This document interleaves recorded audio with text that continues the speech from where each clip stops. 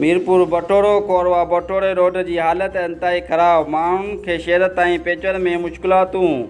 वस वारनि खां रोड ठाराए ॾियण जो मुतालबो। उन मौक़े ते ॻोठाणन हाजी लाशारी, दोदो लाशारी, मलक यूसुफ, अशरफ लाशारी ऐं ॿियनि जो चवणु हो त कोरवा बटोरे रोड बाक़ी 7 किलोमीटर जे मुफ़ासिले ते रहियो आहे, जेको 40 साल गुज़रण बावजूदु नाहे ठारायो वियो ऐं सख़्त मुश्किलातुनि में के मुंहुं ॾेई रहिया आहियूं। 40 साल गुज़रण खां ई रोड जो मरम्मत कमु नाहे थियो।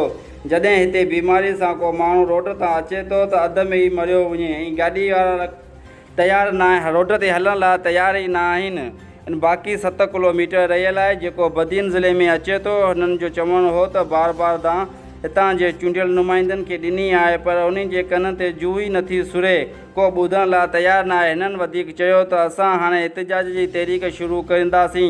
इन एला अख़्तियारनि खां मुतालबो कंदे चयो आहे त जाइज़ मुतालबो जेसीं ताईं मंज़ूर न थींदो तेसीं ताईं असांजी तहरीक जारी रहंदी। Report Ashraf Chandio, Mirpur Bathoro, shine.